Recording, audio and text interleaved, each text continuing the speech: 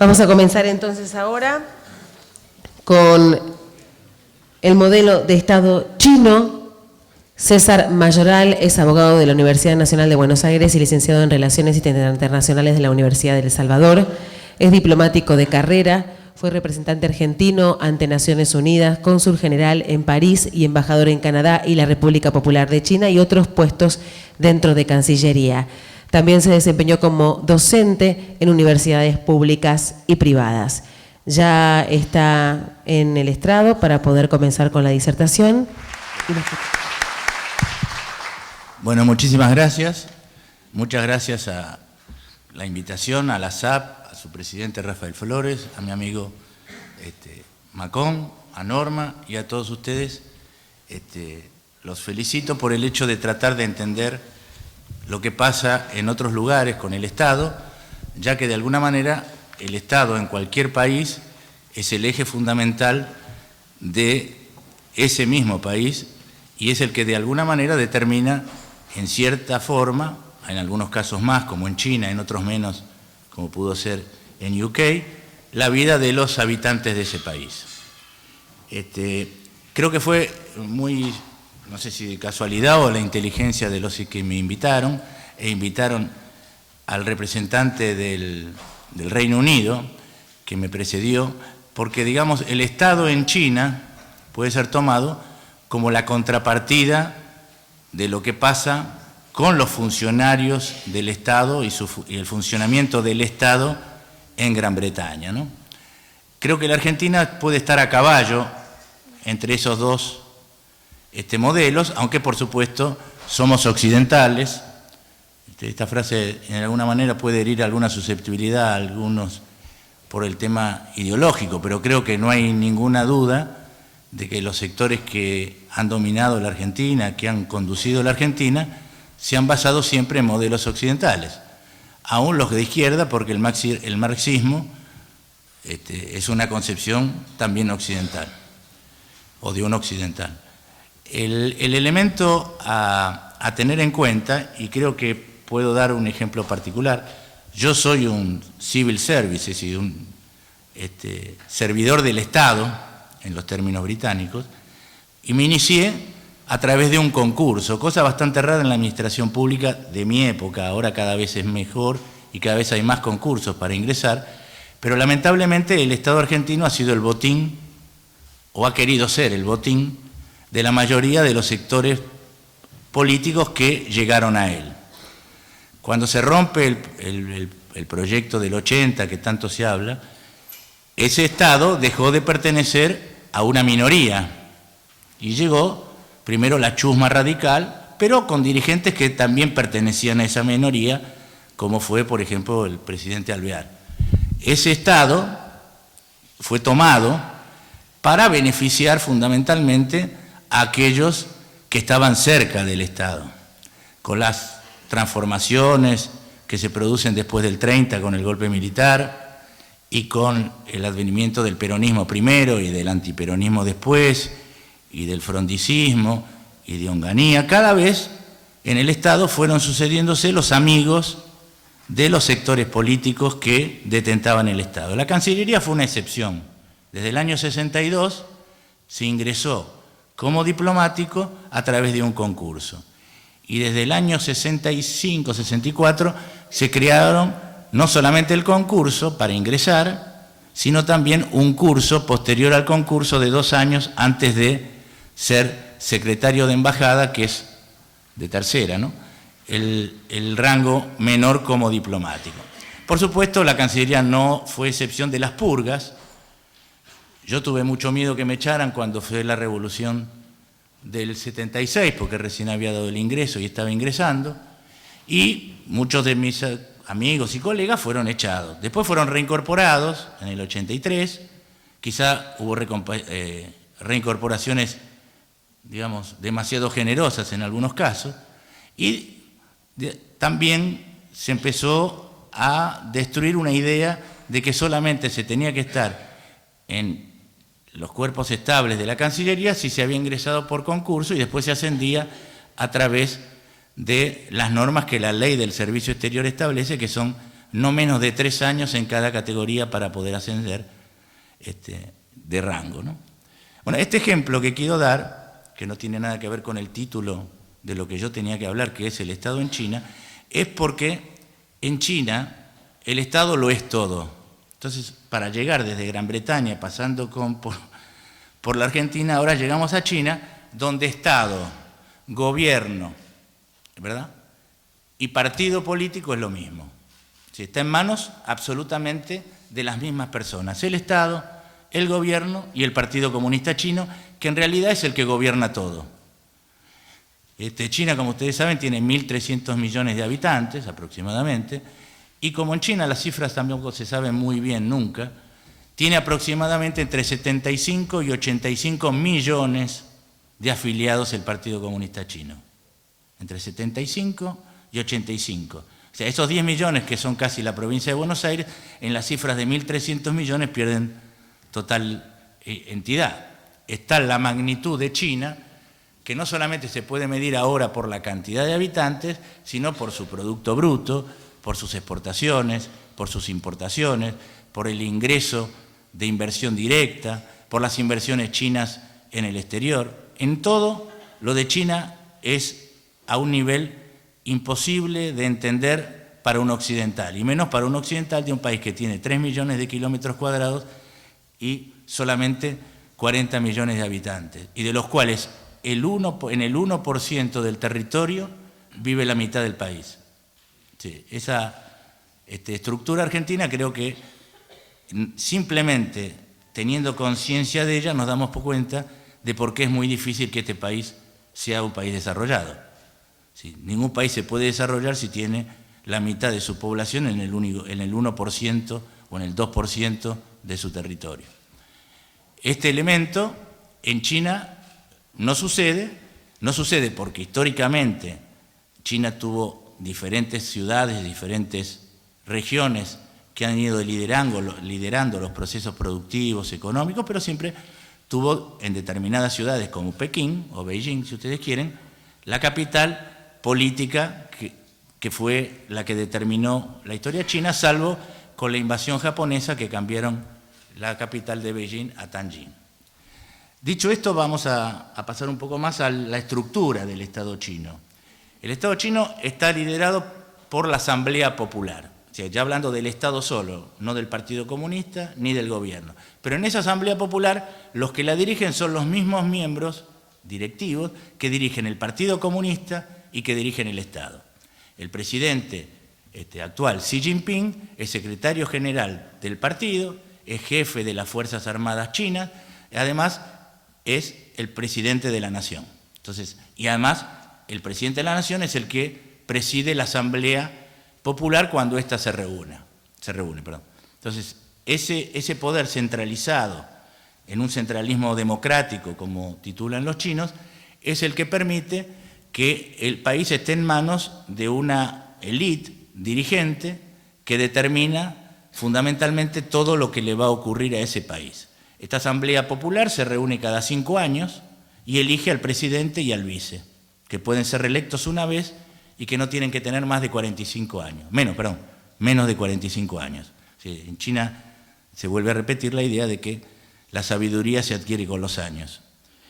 Eso y algunas otras cosas que todavía existen en la estructura china vienen desde el año 500 a.C., desde Confucio.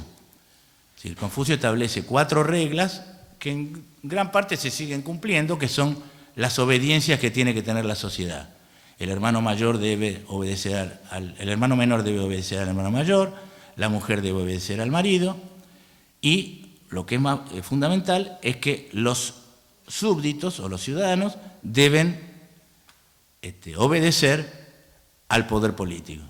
Entonces, esta idea que se basa en que lo más importante no es la verdad, ¿no?, ni la justicia, sino la armonía, es la que le permitió a este conjunto de la humanidad, desde hace 5.000 años, convivir en el mismo lugar de la Tierra y tener la misma actitud, más o menos, durante todo este periodo de tiempo. Algunos pueden decir que la Revolución Cultural o Mao Zedong modificaron, pero en realidad lo que hicieron fue cabalgar sobre estas ideas dándole un tinte marxista-leninista o maoísta cuando rompen con el Partido Comunista Soviético, pero en realidad las ideas estaban en la sociedad civil, estaban basadas en Confucio y en Lao Tse, con el yin y el yang, es decir, lo masculino y lo femenino para buscar la armonía, y en Confucio con la idea de la armonía en las relaciones humanas y, por supuesto, en las relaciones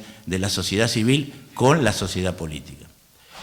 Volviendo a lo que estábamos hablando, la Asamblea esta popular china, que es la que conduce el país y está conducida por una élite que es la que domina esa Asamblea, con el presidente de la República como eje central, es la que va determinando los cambios que se van produciendo y que China se va adaptando.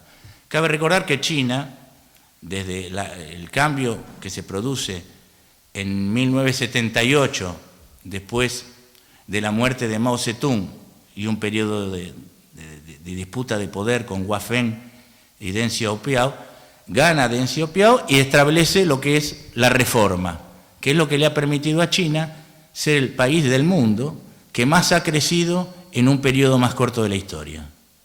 Sí, China se transformó en estos últimos 40 años o 38 años en un país que es la segunda economía mundial, y si la medimos por el PPA es la primera, el mayor exportador mundial, el mayor importador mundial, el que más reservas de divisas tiene, y el que determina o ha permitido que las crisis económicas del sistema global no fueran tan severas, porque si bien ahora se dice que China crece poco, crece al 6,5%.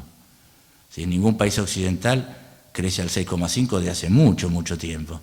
Entonces, el mundo, le guste al mundo o no le guste al mundo, nos guste o no nos guste, depende mucho de que China siga creciendo para no entrar en una crisis que puede ser mucho más grave de la que actualmente pasa, que tampoco es una etapa floreciente. Todos sabemos que el mundo no pasa por etapas florecientes, que los países crecen a tasas bajas del 2%, 3%. Nosotros creemos y nos ponemos contentos que a lo mejor el año que viene creemos el 3,5%, sobre años de caída o de recesión.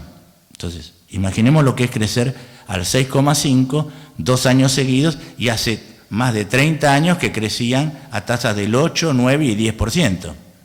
Entonces, esa transformación es tan brutal que yo creo que ni el propio mundo se ha dado cuenta del papel que ocupa China. Entonces, acá vale un paréntesis, creo que es expresar que China, la cultura Han, que el 90% de los chinos son Han, que es esta civilización que, le repito, vive ahí desde hace 5.000 años, ha sido, durante toda su trayectoria, durante todos estos últimos años, un país que ha subordinado las ideas o que ha sabido conjugar las ideas de Confucio, aceptar el maoísmo y ahora tener un capitalismo de Estado. Ellos dicen que China es un país socialista con características chinas, lo que no quiere decir nada y quiere decir todo. Es decir, China es capitalista cuando le conviene ser capitalista, y adentro, es decir, en el sistema, no es para nada capitalista. Acá establece un tema que creo que para la discusión que nos trasciende, y es si puede haber capitalismo sin democracia. O si puede haber, el otro problema es si puede haber democracia sin capitalismo. Pero, digamos, China ha aceptado las reglas capitalistas para su relación con el mundo. Va a entrar definitivamente como miembro pleno a la OCDE el 10 de diciembre próximo. Juega un papel en el mundo que es un mundo capitalista. Después de la caída del muro de Berlín, no hay países, los países que se dicen no capitalistas lo hacen vergonzosamente, como lo hace Cuba, lo hace Vietnam, o hace las locuras que hace Corea del Norte. Pero, digamos, no hay una propuesta anticapitalista dicha en voz alta. China misma dice que es socialista, no dice que es capitalista, pero establece relaciones con todos los países del mundo desde el punto de vista capitalista, y está tratando de que ingrese el renminbi o el yuan, la moneda de ellos, en los derechos especiales de giro, es decir, convertirse en una moneda de reserva mundial, en una divisa, ¿no? Esto de alguna manera que al principio los países occidentales se oponían, después de las crisis se dieron cuenta que una de las maneras de solventarla es que el renminbi ingrese como una de las 4 o 5 monedas que responde a los derechos especiales de giro. Lo primero que dice China, o que dicen los chinos cuando uno habla con ellos, es que China es un país en desarrollo. Que no es, ahora, es un país en desarrollo que va a tener en el 2020 la economía más poderosa de la Tierra. Entonces es una contradicción grande. Un país que tiene $7.000 aproximadamente de renta per cápita, pero que es un país que tiene más multimillonarios que Estados Unidos. Un país que tiene una población que come fundamentalmente arroz todos los días y tiene otra población de 400, 500 millones de personas que está igual o mejor que en cualquier país occidental desarrollado. La diferencia es la estructura de poder y la estructura de la sociedad china. Y ahí está el problema donde, de alguna manera, todos aquellos que no quieren que China sea la primer potencia mundial o que le temen, creen que está la etapa de finalización, que es que al crecer tanto es imposible mantener un régimen tan férreo y tan establecido en una pirámide como es esta Asamblea Popular dirigida por su presidente y un comité central, que es el Consejo de Estado, que es donde está el vicepresidente y que vendría a ser un jefe de gabinete, ¿no? Siempre el presidente y el vicepresidente se eligen conjuntamente y hasta ahora duran los dos 10 años, 5 y son reelectos. Esa armonía es la que de alguna manera los cientistas piensan que es difícil de continuar. Ahora, eso es un tema de predicción. Hasta ahora el sistema funciona y se va adaptando. Tiene un gran problema que es el régimen de corrupción. Entonces, yendo a lo que estamos diciendo respecto al Estado, esos 83 o 85, 75 millones que son miembros del Partido Comunista, muchos se han afiliado porque es una ventaja dentro del Estado. El ser miembro del Partido Comunista da ventajas. Entonces algunos se afilian, no todos pueden ser afiliados, porque para ser afiliado lo tienen que aceptar. No es que dicen yo quiero ser afiliado, entonces van al intendente, se afilian y cobran un plan. Ahí tienen que ir, si les permiten, después de un severo examen para permitirles que sean. Si ingresan, es de alguna manera un seguro, si cumplen las reglas, de mantenimiento de un nivel de vida adaptable y bastante confortable. Por supuesto, depende también las regiones, etc. China es un país unitario, pero donde está dividido en las provincias, que son 22, las regiones, que son 5, y 4 ciudades que tienen más de 20 millones de habitantes que tienen un régimen especial. Entonces, hay un poder municipal, hay municipalidades urbanas y municipalidades del campo que tienen un régimen donde se reproduce a escala municipal lo que yo les decía de escala nacional.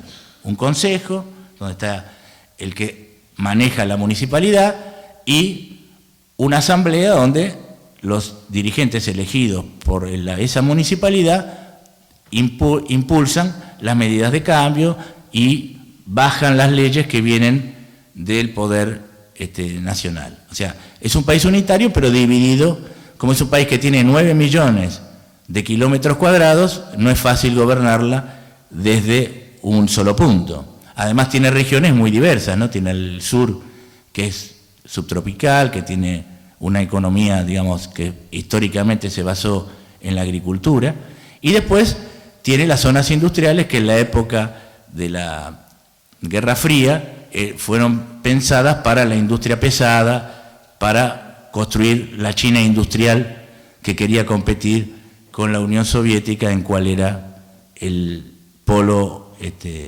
adversario de Occidente, es decir, lo de Estados Unidos. China tuvo, o los dirigentes chinos con Deng Xiaoping, tuvieron la habilidad de que no les pasara lo que le pasó a la Unión Soviética, que al modificar el sistema socialista, modificaron la parte, digamos, fundamentalmente primero hicieron el cambio político Y cuando fueron a hacer el cambio económico, se encontraron que la posibilidad de democratizarlo había quedado en determinadas personas que hoy se les reconoce como mafias, puede ser que no sean mafias, pero que habían comprado las empresas del Estado y se habían quedado con ellas, entonces manejan el Estado. Hasta la llegada de Putin, la Unión Soviética fue un país manejado prácticamente sin conducción política. China, que tuvo el problema de la plaza Tiananmen, como recordarán ustedes, en 1989, donde hubo una explosión de los estudiantes en Beijing por conseguir cambios democráticos, dudó de avanzar o no avanzar. Esto no me olvidé decírselos, dentro del Partido Comunista, dentro del buró político que tiene 24 miembros, hay 9, con el presidente y el vicepresidente incluido, que es el Standing Committee, o el comité que dirige todo China, digamos. Las decisiones fundamentales se dirimen en esos 9. Y para parar o detener la revolución de la plaza Tiananmen, estos 9 tardaron en lograr mayoría, o sea, Deng Xiaoping, que quería detenerla, logró la mayoría sobre el final, por eso tardó una semana en empezar la represión. Cuando lo consiguió, el régimen estudiantil fue derrocado, se habla de muchas muertes, nunca se saben, vuelvo a repetir en China las cifras, algunos hablan de 200, otros hablan de 2000. Lo cierto es que el movimiento estudiantil terminó, algunos se exilaron, otros fueron detenidos, y el proyecto que construyó China a partir de ahí fue un proyecto que es el que tiene, un país que cambió el sistema capitalista, en el sentido de que hay empresas privadas, hay un desarrollo, como dirían los marxistas, de las fuerzas productivas que no solamente están en el Estado, y, por el otro lado, no abrió para nada el régimen político, que sigue en las mismas manos que podría dirigirse si el sistema continuase siendo socialista. Es decir, un capitalismo de Estado, basado en una disciplina férrea que no abre a lo privado lo que no quiere, ¿sí? Abre lo que quiere, pero que permite que la gente tenga bienes y ahí sí se puede enriquecer con dificultades, pero se va avanzando en un sistema donde cada vez hay más personas o más posibilidades de acceder a los bienes, a la cultura, a la salud y a la educación, que son el famoso caballito que todo el mundo repite, que el Estado tiene que contenerse en esas 3 cosas. El Estado chino las da gratis a aquellos, cuando yo estaba, aquellos que tenían un solo hijo, los que tenían 2, el segundo las perdía. Ahora se ha cambiado esta política de un solo hijo de nuevo, entonces seguramente los que nazcan a partir del 2005, 2006, van a poder acceder a la cultura, a la educación y a la salud gratuitamente, como lo hacían antes solo los que habían nacido en primer lugar. Si una familia tenía 2, el mayor podía acceder a todo eso, el segundo se lo tenían que costear los padres o el que pudiese. Entonces, este sistema del Estado protector en estas fases sigue existiendo. Lo que empieza a cambiar es tener el régimen jubilatorio. En China el ahorro es muy, muy grande, porque se sabe, o se sabía, que después de determinada edad ya no trabajaba más, 55, 50, 58 años, entonces lo que había que vivir con ese dinero que se había ahorrado o mantenido por los hijos.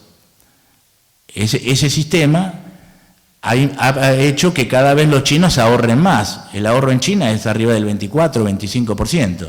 Nosotros estamos en el 16, 17. Entonces, ese ahorro está basado en el miedo a cuando una persona deje de trabajar. Eso se quiere cambiar, han empezado a establecerse reglas para la jubilación a los 60 años, pero es un proceso muy lento y que fundamentalmente se aplica en las zonas urbanas. Este es otro elemento que yo quería marcar con respecto a lo que había expresado mi colega que me precedió de Gran Bretaña, que es el tema de la transparencia. En China no hay transparencia, digamos, no se publica lo que se va a hacer, se publica lo que se hizo. O sea, siempre la transparencia es informar lo que hizo el gobierno, nunca antes. Entonces, esa idea de la objetividad, de la integridad, de la honestidad del empleado público puede ser juzgada en Occidente dependerá también las personas, porque no hay régimen en el mundo que sea absolutamente puro y que se cumpla con absoluta seguridad. Pero lo que es cierto es que en Occidente, y sobre todo en Gran Bretaña, en Alemania, en Francia, el Estado o los servidores del Estado tienen reglas que seguir y que publicar, tienen que decir qué hicieron. Después se verá si se los felicita, si los asciende o no se los asciende. Pero en la administración pública china hay grandes purgas, cada 3 o 4 años hay grandes purgas contra la corrupción, pero no se sabe por qué, ni muchas veces no se sabe ni la pena que sufren aquellos que han sido condenados por corrupción. El actual presidente Xi Jinping ha establecido una campaña muy, muy fuerte contra la corrupción. Y es de verdad. Ahora, lo que no se sabe es por qué y a quiénes. Lo que impide confiar en que se hace solamente en función de terminar con la corrupción del Estado, sino que de alguna manera también se favorece políticamente a aquellos que están más cerca del presidente o del régimen que el presidente va estableciendo a través de la Asamblea Popular. Bueno, yo preferiría, digamos, detenerme un poco aquí y ver qué les interesa más que seguir hablando de una cosa que es muy difícil abarcar, que es tratar de expresarles a ustedes, dentro de las limitaciones propias, que Occidente es una cosa y otra cosa es China. Si no hay ninguna posibilidad de comunicarse, si no es a través de los términos del comercio, los términos que hacen a las realidades de los diferentes países occidentales y chinos. Pero China es un país que siempre fue invadido, nunca invadió. China es un país que no tiene un modelo para exportar, no es como los Estados Unidos o Francia que han construido modelos para imponer. No se puede dudar si fue voluntariamente o no, pero digamos, son modelos, la división de poderes, la democracia, los derechos humanos, etc. China todo eso cree que no es universal, que no les corresponde a ellos.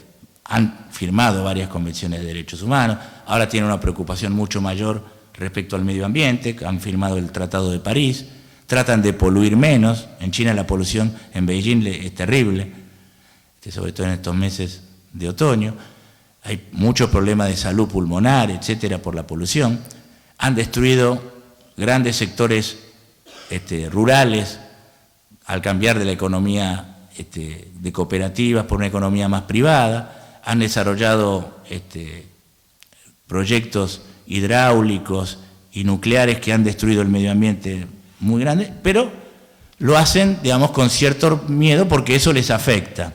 Lo de los derechos humanos les afecta en el sentido de que quieren mostrar un soft power que no es el que de alguna manera internamente se tiene, pero que lo necesitan para poder participar en determinados organismos y en determinados lugares donde se decide, digamos, de alguna manera los países más poderosos participan, como es el G20. ¿Sí? Recién terminó la cumbre del G20, donde China impuso la agenda de discusión y todos los países, no están en ninguno de los países occidentales, hoy está en condiciones de oponerse o de provocar una crisis dejando a China fuera. Todos saben que China es indispensable para el futuro económico y financiero del mundo. En ese sentido, y vuelvo al tema de la posibilidad o la importancia que tiene para nosotros, digamos, para ver que China es un modelo absolutamente imposible de copiar. Así como China no puede copiar, si quiere seguir con ese modelo Occidente no puede copiar a China. Y a China no le interesa ser la primer potencia mundial en términos políticos, no le interesa qué pasa en Siria o qué pasa digamos, lejos de su frontera. Lo que quiere ser China es una potencia regional. Ahí sí le interesa, por eso el problema que tiene con las islas, con Japón, con Filipinas, con Vietnam. Le interesa que la primer potencia mundial y el resto de Occidente le reconozcan ese lugar a China. No tiene apuro. Si algo que los chinos no tienen es apuro. Entonces, como siempre fue un país que fue invadido, como no tiene una ideología que sea trasladable a Occidente, y también es difícil trasladarla a los países musulmanes, que son la otra vertiente mundial, no occidental y no china, que da la hindú como tercera, y quizá la soviética, la rusa, aunque se está disolviendo. El tema es que China, al no querer invadir, lo que no quiere es que le digan qué tiene que hacer, ni que le pongan trabas para constituirse en la primer potencia regional. Ahí lo tienen que aguantar los países asiáticos, y sobre todo el gran perdedor de esto es Japón, que desde la finalización de la guerra fue la potencia que Estados Unidos eligió para la región. Y de alguna manera también la India, que es el otro gran competidor, el otro país que tiene más de 1.100 millones, que posiblemente la supere a China en 10 o 20 años en población, pero que tiene un régimen interno, una sociedad dividida en castas, con diferentes religiones, un país mucho menos armónico que el 90% de la civilización china, que vive en ese lugar, repito, desde hace 5.000 años. Yo quiero terminar acá, y si hay preguntas. No sé si cumplí con el tema del Estado. Yo le explicaba que explicar el Estado chino no lo pueden explicar ni los chinos. Porque no hay un tema teórico del Estado chino. Por ejemplo, yo puedo explicar que la Cancillería china hace ingresar a la gente por concurso, y la mayoría, nunca me dijeron que todos. Yo siempre que lo preguntaba me decían, no, hay de otros partidos, hay de algunos que no son miembros del partido, pero nunca supe de alguno que no lo fuera. Van a determinadas secciones, por ejemplo, van a América Latina, trabajan en la Secretaría de América Latina, son los que yo veía como embajador cuando iba a verlos, y después, cuando son trasladados a algún país de América Latina o España. Eso porque priorizan el idioma como fuente de la Cancillería. Los que saben inglés van a Estados Unidos, a Canadá o a Estados Unidos. Los que se dedican a lo multilateral, lo mismo. Es decir, es una Cancillería especializada. En ese sentido, el modelo se puede trasladar a otras áreas de gobierno. Ningún chino son todos especialistas. Y esto va desde la educación. Porque el chico chino no aprende los detalles, aprende las generalidades.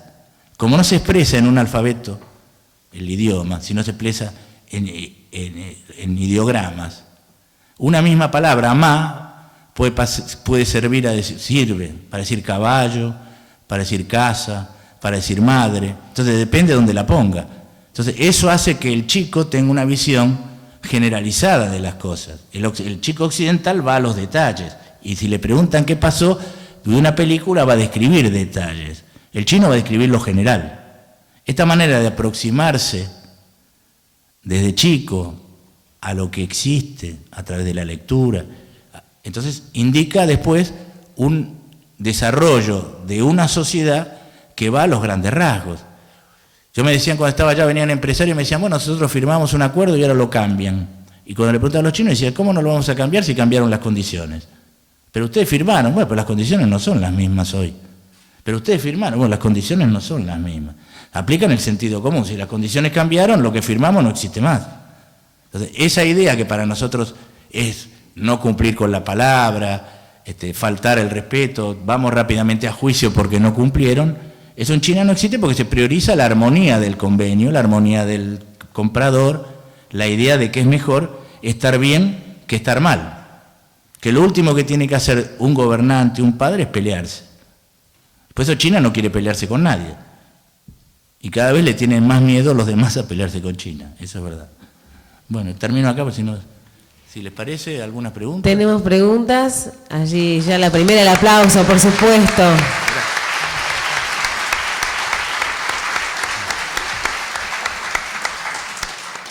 Vamos.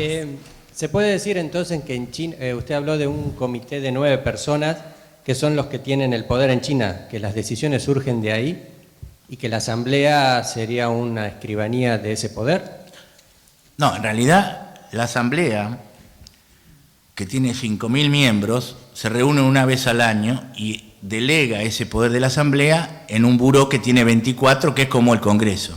Esos 24 se reúnen toda la semana, son los que sacan las leyes, son los que discuten los nombramientos, etc. Pero atrás de los 24 están estas 9, donde está el presidente, el vicepresidente, el primer ministro, el jefe de la fiscalía, que son los que impulsan las medidas a los 24, que después las tienen que hacer aprobar por los 5.000.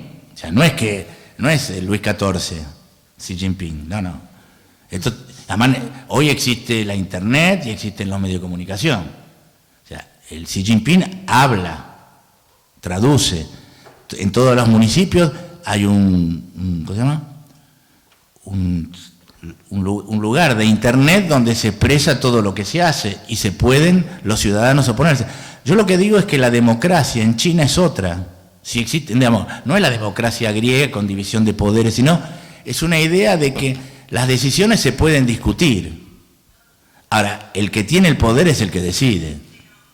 O sea, no es una escribanía en el sentido que hacen lo que quieren. Lo que sí es seguro que si la asamblea, no se le va a ocurrir a ninguna asamblea querer declararle la guerra a Japón, ni sacar un proyecto para establecer que el día femenino no se vaya a trabajar. No hay posibilidades de establecer grandes provocaciones o actitudes, porque se sabe que el que lo hace después va a tener dificultades para seguir avanzando en su carrera política.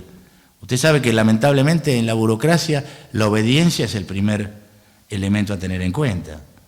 Todo burócrata que es jefe sabe que su mayor poder es el miedo que tienen los que están detrás suyo de que les vaya mal en el futuro. O sea, en los regímenes democráticos uno puede apelar, cuando hay una injusticia, puede presentar recursos, etc. En China también puede, pero no lo va a ganar. Entonces, en ese sentido, no se puede traducir como es el parlamento de algún lugar donde la mayoría establece todo. Es otra cosa. No sé, es difícil transmitirla, por eso decía que es muy difícil transmitir lo que es China si uno no lo estudia profundamente y está en contacto con lo que hace China, ¿no? Por ejemplo, los regímenes de defensa. Todos dicen que Estados Unidos es el primer país que tiene más gastos de defensa del mundo. Ahora, cuando uno habla con los americanos, dicen, no, China lo tiene mayor. Ahora, China presenta el presupuesto. Ahora, digamos, hay que ver si se le cree o no ese presupuesto. Eso, los 5.000 lo aprobaron. Ahora, ninguno va a los medios, ni se le ocurriría a los medios de esos 5.000 a decir, mire, nosotros aprobamos esto, pero en realidad hay otra cosa, porque digamos, ese terminó su carrera. Y a lo mejor no solamente su carrera, ¿no? Siguiente pregunta. ¿Cómo funcionan los niveles de educación? ¿Cómo se accede? El régimen es público, hay colegios privados en Beijing. Por ejemplo, los diplomáticos mandan a colegios privados que los financian los países. Por ejemplo, hay un colegio canadiense, hay un colegio francés, hay un colegio americano. Pero ahí los chinos no van. Los chinos van al colegio público y el colegio público es muy exigente. No solamente en el colegio, sino los chicos se tienen que pasar 3 o 4 horas cuando terminan las clases para dibujar. Usted un símbolo, cualquier símbolo que dibuje, digamos, hago cualquier mamarrachada, un redondel, 2 palitos y un palito abajo, así, digamos. Esto, a lo mejor usted lo dibujaría distinto, haría el palito de abajo primero, no. Todos los ideogramas se tienen que dibujar igual. O sea, se tienen que empezar por arriba, no estoy diciendo por arriba, a lo mejor no es por arriba. Quiere decir que no pueden, la sociedad aprende a hacer el ideograma de la misma dibujo. Eso vienen los viejos pinceles, etc. Eso los chicos lo viven realizando 3 o 4 horas cuando terminan el colegio. O sea, la educación es muy, muy fuerte.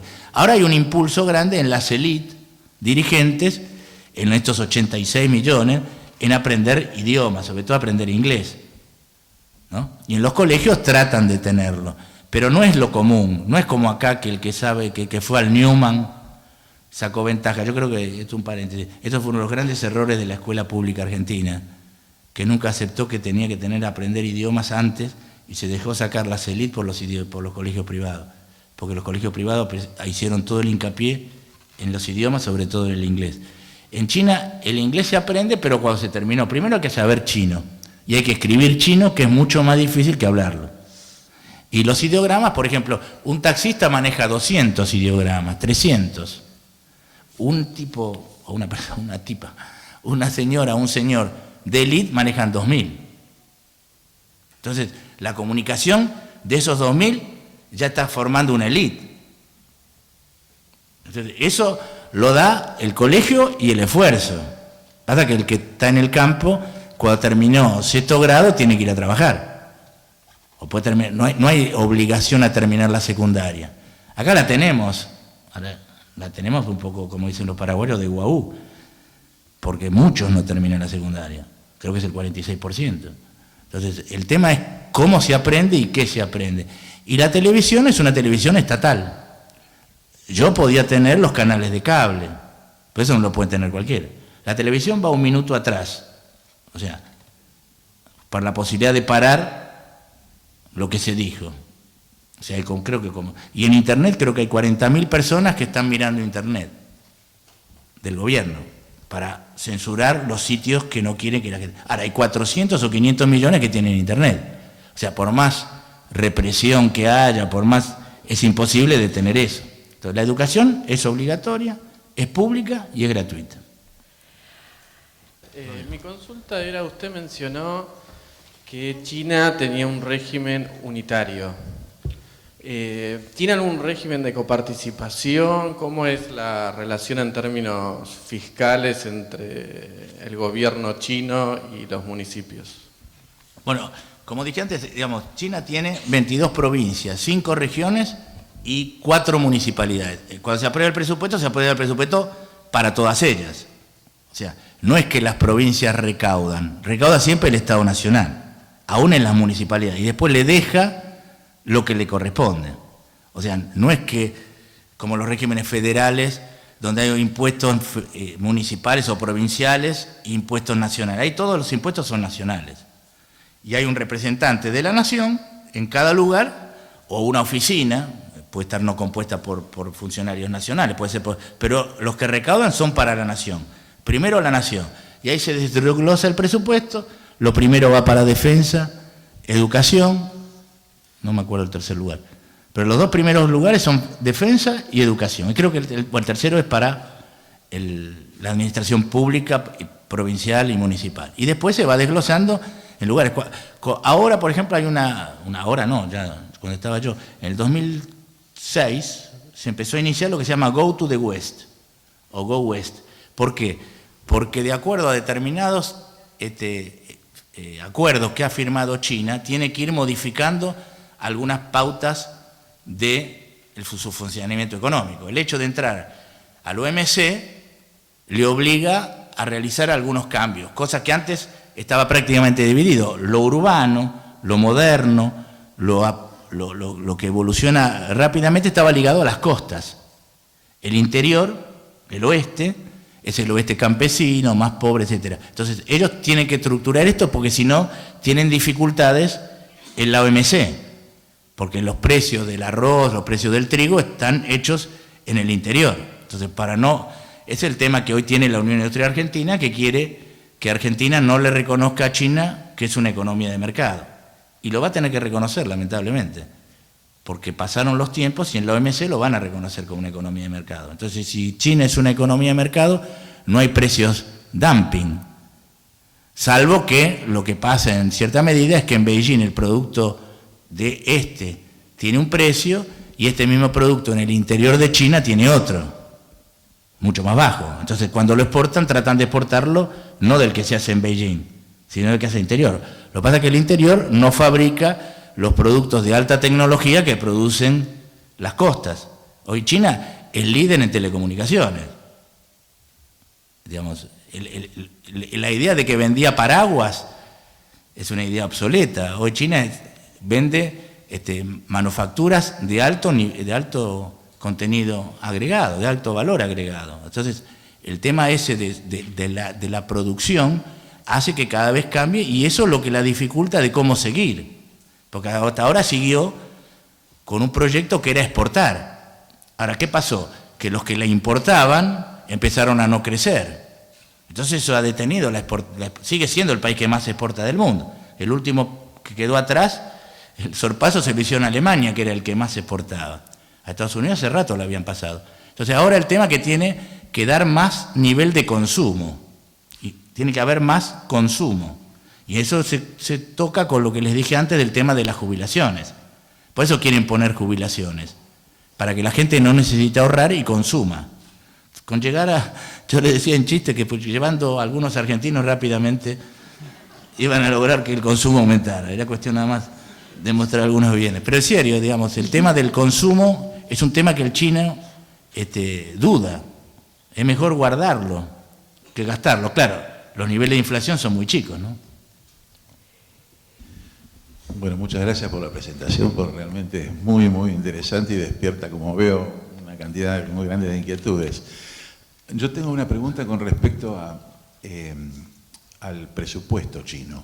Usted mencionó que en China hay empresas, además de las públicas, privadas. Eso en la Unión Soviética no ocurría, no ocurría hasta hace poco en Cuba, donde el director de presupuesto estaba preocupado hasta por las partidas para comprar bujías para los taxis que son públicos. Ahora, en China, ¿las empresas privadas están dentro del presupuesto, reciben dinero del presupuesto o se financian con recursos propios? ¿Y cuál es el porcentaje de la economía china que está fuera del presupuesto o de la economía centralizada? Y después un comentario sobre el tema de la jubilación. Que ahorren, usted creo que dijo un 20%, una tasa de un 20% de ahorro, es muchísimo. Y eso daría para un gran sistema de capitalización con o sin administradoras, ¿no? De eso no voy a opinar, pero lo que va a ser difícil es que el Estado le diga a los chinos, dame tu planta que yo te la voy a cuidar, si tienen esa tradición tan ancestral, ¿no? Gracias. Las empresas fueron creadas para competir en el exterior y para vender en el exterior, fundamentalmente. Las grandes empresas que eran del Estado y eran deficitarias. Entonces, para sacarse, se hicieron menemismo, sacarse las empresas para bajar el gasto público. A partir de ahí establecieron y nombraron a la cabeza, fundamentalmente, en las principales empresas, a los hijos de los príncipes. Los príncipes fueron los que acompañaron a Mao Zedong en la larga marcha. Xi Jinping, el padre de Xi Jinping, era uno de esos príncipes. Esos chicos en esa época, hoy tienen 50 años, fueron los encargados de levantar el nivel de las empresas. Entonces le dieron los recursos que quisieron cuando empezaron. A partir de que la empresa empezó a funcionar, es autónoma. Inclusive hay empresas que compiten en el mismo rubro, o sea, producen lo mismo y compiten. Y compiten con muchas ganas porque saben que el que pierde, pierde. O sea, va a ser reemplazado si la otra empresa que produce lo mismo vende o exporta más. Entonces, las empresas tienen una gran autonomía. Hoy es total. Cuando empezaron, créditos blandos, apoyo financiero, zonas de influencia, etc. Pero hoy no. La segunda pregunta se refería a usted fundamentalmente al tema de la jubilación. Yo le digo, el ahorro es del 25%, por lo menos.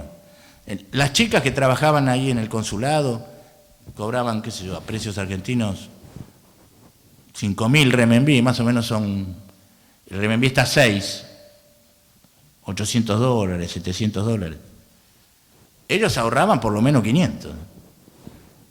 Y yo no sé cómo hacían, porque veía que compraban un auto de vez en cuando. Pero, digamos, hay una gran disciplina en no gastar lo superfluo.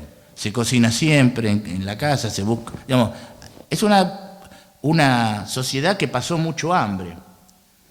La manera de saludarse antes era Fachilama, que quiere decir comiste hoy. Ahora se dice Ni hao ma, pero antes se decía de la otra manera porque el haber comido tenías que estar contento. O sea, había desayunado. Entonces, esa sociedad que pasó ese hambre no quiere pasarla más. Y la manera es ahorrar. Y si no ahorra, lo va a tener que mantener el hijo. Y el hijo la va a mantener. Por eso para las mujeres es muy dificultoso ser la primera, porque es la que se va a tener que ocupar de la madre del marido en caso de que haya que mantenerla. La segunda él se salva. Pero la primera es la obligación, porque siempre el hermano mayor es el que tiene más responsabilidades, o la hermana mayor. Entonces, en ese sentido, el tema de la jubilación va a cambiar a China. Pero, como bien dijo usted, hay que ver la confianza que tienen los chinos en su gobierno. Pues los chinos no son chinos, pero tampoco son tontos, ¿no?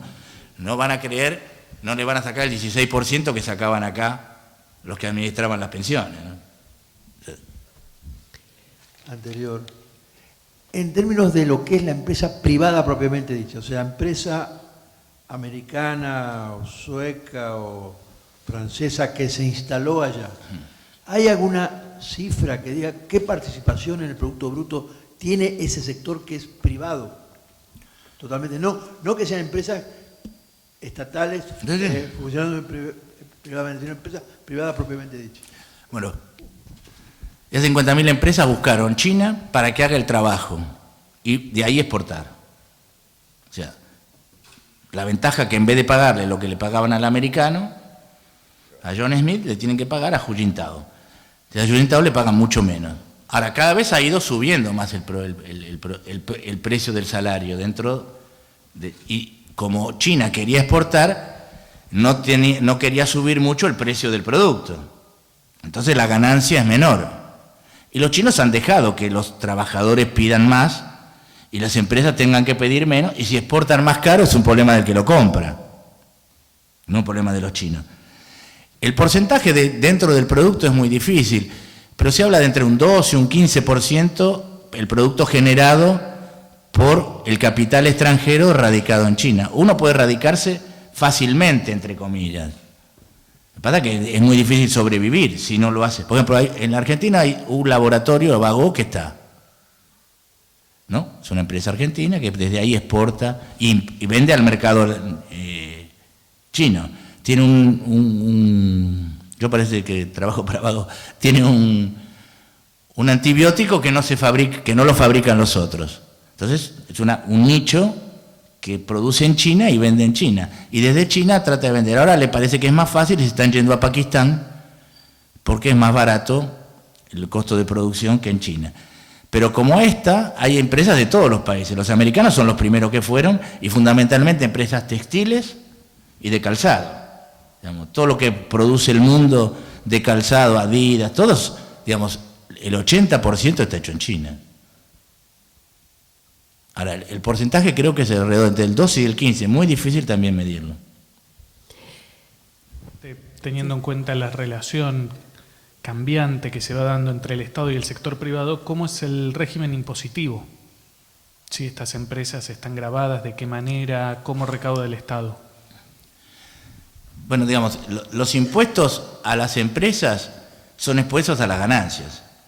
Es el primer impuesto. Y el otro viene a ver cuando la empresa se instala, hay un conjunto de normas que tiene que pagar, que en realidad no son impuestos, pero se los piden. Tiene que llevar un determinado capital que tiene que poner en el banco, tiene que tener determinado régimen de cuando exporta, de mantener un control sobre lo que se exporta para cobrarle los derechos a la exportación. Cada vez al principio eran nulos, porque lo que querían era que exportaran y dieran trabajo. China necesita dar 8 millones de puestos de trabajo por año. 8 millones que se incorporan al mercado laboral. 8 millones de personas. Y se incorporan casi 1 millón de esos 8 millones son estudiantes universitarios, que hay que darles trabajo. Entonces, el tema de las empresas y el tema de la modernidad es básico. Y el tema impositivo es el que le ha permitido a China ir cooptando un conjunto de empresas que al pagar mucho menos que en sus países le interesaba mucho más estar en China que quedarse donde estaban. Es decir, el régimen impositivo ha sido uno de los elementos para promover la instalación o la inversión extranjera. No sé si, digamos, yo precisiones de este tipo no te puedo dar en cuanto a cuánto es el porcentaje que paga una empresa que se instala. Eso no te sabría decir. Pero sí te puedo decir que la política china es que se traten de instalar la mayor cantidad de empresas y por eso la inversión directa china en China es la más alta del mundo, la FED. O sea, la inversión directa por empresas o por algún estado que quiere invertir, sobre todo empresas, es la más alta del mundo. Está arriba del 22, 23%. No recuerdo. Bien, esta sería la última pregunta. Me queda una a mí. ¿Cómo era que se decía el saludo antes? ¿Cuál? Antes, ese que Pero acá era... comimos todos, así que... No, pero ahora viene el almuerzo. No. Entonces Hachicamá nos va a servir. En un ratito nada más vamos a decir hace un ratito que comimos, porque se viene el almuerzo. El aplauso para el señor, un placer enorme haberlo escuchado. A César Mayoral le vamos a entregar un libro de manos del presidente de ASAP. En recordatorio por su paso en este 30º seminario. Si fuera un regalo chino, yo tendría que abrirlo y él me lo tenía que haber dado en un papel colorado. Detalle, para la próxima les prometemos que eso va a ser así. Estamos parados en otro paradigma diferente, entonces por eso debe haber sido, ¿no? Difícil. Y hacemos la foto para... Estuve bien, ¿no, fotógrafa? Si no, no tenías la foto.